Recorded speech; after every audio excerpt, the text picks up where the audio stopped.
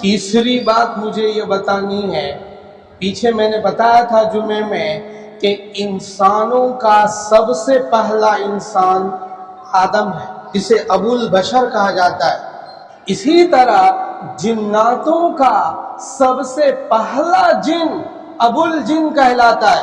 پھر جناتوں میں ایک گروپ ہے جو ایمان والے ہیں، نیک جنات ہیں، اسے جن کہا جاتا ہے۔ اور جو ان میں شیاطین کہلاتے ہیں وہ سرکش جن ہوتے ہیں، وہ بھی جن ہی ہوتا ہے، وہ سرکش ہوتے ہیں، بدماش ہوتے ہیں، کافر ہوتے ہیں۔ سرکش جن میں پہلے تو یہ جانو کہ جیسے آدم ابو البشر ہے، ایسے ہی ابو الجن کون ہے، اس کا نام کیا ہے؟ ابو الجن کہتے ہیں، اصل میں اس کا نام جان ہے، جان۔ وَخَلَقَ الْجَانَّ مِن مَارِجٍ مِّن نَارٍ، اور اللہ نے جان کو بنایا، کس سے بنایا؟ دھوئیں جیسی شعلہ جب اٹھتا ہے تو اس میں ایک دھواں جیسی تپش ہوتی ہے، اس تپش سے اللہ تعالیٰ نے جان کو بنایا۔ تو جناتوں کا سب سے پہلا جن کا نام ہے جان، جسے ابو الجن بھی کہہ سکتے ہیں۔ پھر اس میں ایک گروپ ابلیس سے الگ ہوا۔ ابلیس کا اصلی نام کیا ہے وہ ہمیں جاننا چاہیے۔ ابلیس ہے کون؟ ابلیس کا اصلی نام عزازیل ہے۔ ابلیس کا اصلی نام کیا ہے؟ عزازیل۔ تکبر نے عزازیل کو شیطان بنا دیا۔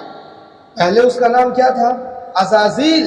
جب اس نے تکبر کیا اور آدم کو سجدہ نہیں کیا، اللہ نے کہا سجدہ کرو آدم کو، اور اس نے سجدہ کرنے سے منع کر دیا، تو اللہ تعالیٰ نے اسے شیطان بنا دیا۔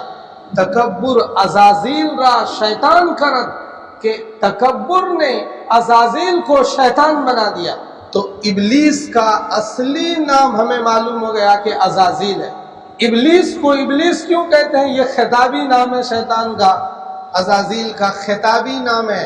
ابلیس ایک روایت کے مطابق، ایک تحقیق کے مطابق تو یہ عبرانی لفظ ہے جو شیطان کا خطابی نام ہے۔ ایک روایت کے مطابق، دوسری تحقیق کے مطابق یہ ابلیس بلسن سے ماخوذ ہے، اور بلسن کے معنی ہے نا امید ہونا۔ شیطان بھی اب نا امید ہو گیا ہے کہ اسے اللہ تعالی معاف کریں گے، معافی سے وہ نا امید ہے، اس لیے اس کو ابلیس بھی کہہ دیتے ہیں۔ اب ابلیس نے ٹھیکہ لیا ہوا ہے کہ انسانوں کو میں سیدھے راستے سے بہکاؤں گا۔ یوں ہمیں اور آپ کو بہکایا جاتا ہے، وسوسے ڈالے جاتے ہیں، ہمارے دلوں میں غلط خیالات پیدا کیے جاتے ہیں، جس سے ہمارے ذہن میں غلط باتیں پیدا ہوتی ہیں اور ہم گناہ کی طرف چلتے ہیں، غلطیوں کی طرف چلتے ہیں، دھوکے کی طرف چلتے ہیں۔ پھر ابلیس کا پورا لاؤ لشکر تیار ہوا، اس لاؤ لشکر کا وہ استعمال کرتا ہے انسانوں کو بہکانے کے لیے، ایمان والوں کو بہکانے کے لیے۔ لیکن اس وقت ابلیس کا، جس کا اصلی نام عزازیل تھا، یہودیوں سے گٹھ بندھن ہو گیا ہے۔ جو اسرائیل یہودی ہے ان کے ساتھ ابلیس کا ایک طرح سے معاہدہ ہو گیا ہے، ہم تم ایک ہیں، اور دونوں سازش کرتے ہیں اہل ایمان کے لیے۔ رسول اللہ صلی اللہ تعالی علیہ وسلم کے زمانے میں بھی یہودی سازشی تھے، آج بھی وہ سازشی ہیں۔ اسی لیے حضرت عیسیٰ مسیح، ویسے حضرت موسیٰ اور عیسیٰ علیہ السلام کے بیچ میں 1400 سال کا اسپیس ہے، 1400 سال کا فاصلہ ہے، اور بنی اسرائیل کے آخری پیغمبر حضرت عیسیٰ مسیح علیہ السلام ہیں۔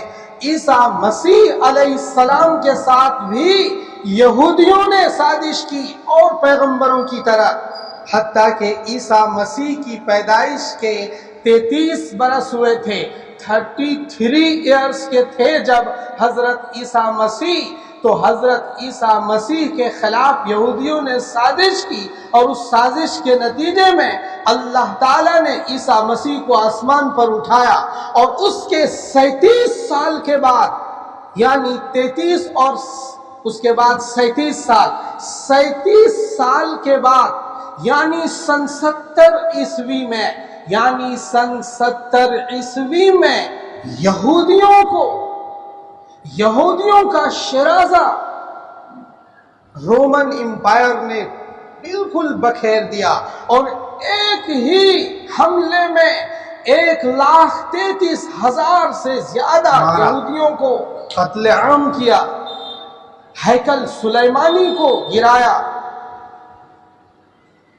پھر اس کے بعد 150 سال کے بعد دوبارہ کسی دوسرے کی حکمرانی آئی جو ذرا نرم تھا، تو اسے ہیکل سلیمانی بنانے کی دوبارہ اجازت مل گئی تھی، جسے جنرل ٹائٹس نے دوبارہ اسے ختم کیا گیا، اور آج تک ہیکل سلیمانی نہیں بنا پائے ہیں وہ۔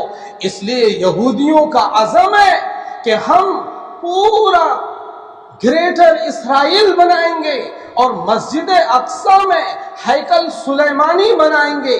اس ہیکل سلیمانی کے پارلیمنٹ میں اس تخت کو لائیں گے جس تخت پر حضرت داؤد علیہ السلام اور حضرت سلیمان علیہ السلام کی تخت نشینی ہوئی، تاج پوشی ہوئی۔ وہ تخت اس وقت لندن کے میوزیم میں موجود ہے، اور وہاں سے بعد میوزیم سے ہٹا کر آج وہاں کی پارلیمنٹ کے وہ ایک پتھر نما ہے وہ تخت، اسے کسی چیئر کے نیچے سیٹ کر دیا گیا ہے، اور آج بھی وہاں کا جو حکمران ہوتا ہے انگلینڈ کا، وہ اس پر ہی اس کی تاج پوشی ہوتی ہے۔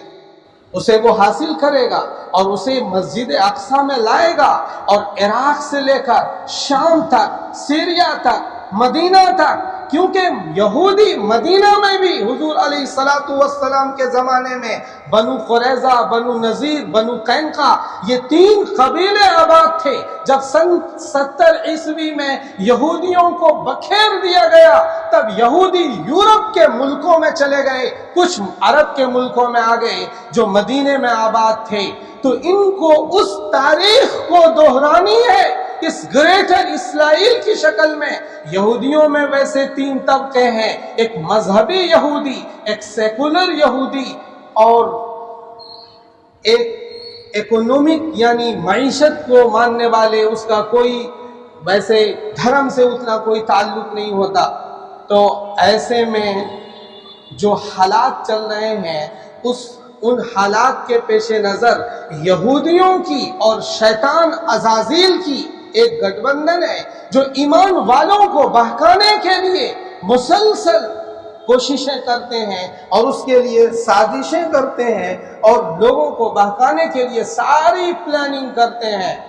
آج بھی مذہبی یہودیوں کا یہی عقیدہ ہے۔ مذہبی یہودیوں کو آپ کیسے پہچانو گے؟ مذہبی یہودی ایک بڑی کیپ لمبی سی پہنتے ہیں، اور داڑھی اور بال کی پوری یہاں سے ایک لکیر بنا کر وہ ڈولتی رہتی ہے، وہ ایک لکیر سی ہوتی ہے، وہ ان کا بال پورا داڑھی کا دونوں طرف گرا ہوا ہوتا ہے، اور وہ ایک لمبا کوٹ پہنتے ہیں۔ یہ مذہبی یہودی جو بالکل مذہب کے تعلق سے کٹر ہیں، ایسے یہودیوں کو اس شکل میں دیکھا جا سکتا ہے، اور وہ ایک ٹوپی بھی پہنتے ہیں، چھوٹی سی، صرف یہاں سی دھاگے والی، بالکل چھوٹی سی پہنتے ہیں۔ تو بہرحال اس طرح سے شیطان کو اللہ تعالیٰ نے انسانوں کو بہکانے کے لیے رخصت دے رکھی ہے، اجازت دے رکھی ہے۔ اب ایسے میں ہمیں اور آپ کو جب یہ بتایا گیا کہ شیطان تمہارا کھلا دشمن ہے، تو اس سے ہوشیار رہ کر اپنی زندگی گزارنی ہے۔ ہمیں اس طرح سے اپنی زندگی گزارنی ہے کہ ہمیں بچتے بچاتے ہمیں یہ سمجھنا ہے کہ ایک ہر طرف کانٹے دار جھاڑیاں ہیں، اور کانٹے دار جھاڑیوں میں جب آدمی چلتا ہے تو اپنے کرتے اور اپنا کپڑا بالکل سمیٹتا ہوا چلتا ہے۔ ایسے ہی دنیا میں ہمیں سمٹ کر چلنا ہے، ذرا احتیاط سے چلنا ہے، ذرا طریقے سے چلنا ہے۔ تو اگر ہم اس طریقے کو اپنائیں گے تو انشاءاللہ العزیز شیطان کے دھوکے سے، ان کے فریب سے ہم بچ جائیں گے۔ تو آج کی گفتگو میں صبر کی حقیقت بھی آپ کو معلوم ہو گئی، اور ابلیس کا اصلی نام کیا ہے یہ بھی معلوم ہوا۔ جھوٹے کا یعنی بچا ہوا کھانا اور بچا ہوا پانی جو فیمس ہے کہ پینے میں شفا ہے مومن کے لیے، اس کا غلط ہونا بھی آپ کو معلوم ہوا کہ ایسی کوئی حدیث نہیں ہے۔